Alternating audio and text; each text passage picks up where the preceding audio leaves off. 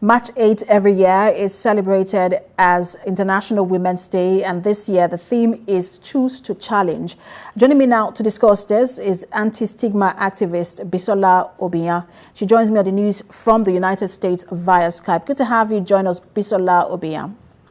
Thank you and so much. Happy International Women's Day to you. Same here, girl. All right, so it does look like women are coming into their own. We're seeing a lot of women do great things, as much as we know that there are challenges. But do you think that this year, 2021, with the emergence of Ngozi Okonjo-Iweala as WTO director, and we've also seen Kamala Harris as the first female and black vice president of the United States, that this year has been, or this year is going to be the year of the woman? Every year has always been the year of the woman, but this year is significant because some women had been preparing before now. So it wasn't that this year was the year that brought them forward. It was just significant because they had done some sort of preparation over time. So challenging the status quo was something these women had been doing consciously, and then the opportunity just kind of emerged, you know. It's not a one-day thing, I say. But do we see this as some sort of breakthrough, or is it just, look, happenstance, these women prepared and they got the opportunity? Or is this really something significant? Like, look, this is a breakthrough. It means that women are now breaking the glass ceiling. Absolutely. It is significant and revolutionary. Think about the Arab Revolution. Somebody needed to take an action, right? Somebody needed to step forward.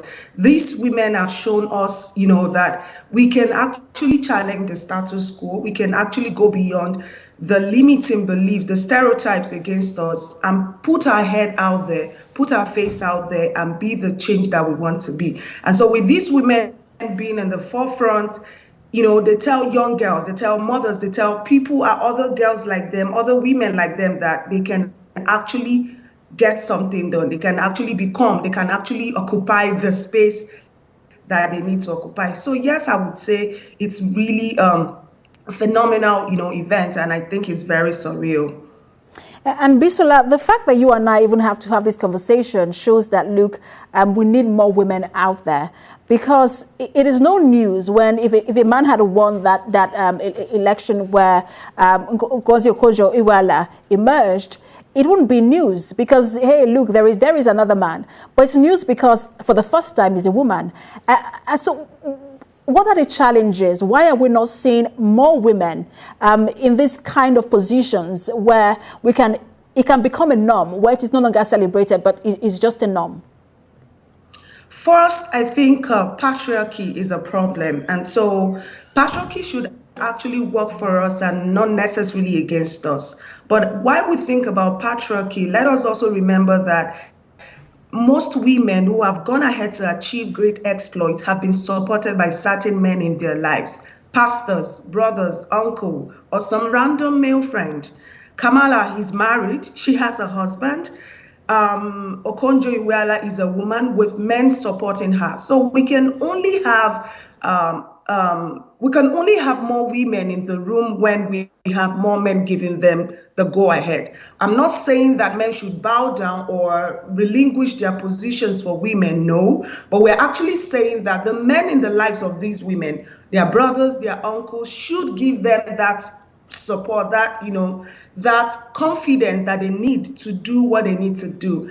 Now, think about stigma, think about the struggle with identity. So many women have not come to accept their uniqueness, their personality. And so some have been told that you are not good enough, no good thing can come out of you. And then what can they do? So because they have lived to believe these thoughts, what people have said to them over time, it doesn't make any difference when somebody else out there comes to say to them that you can actually get things done. So how much lies have we been told over the years?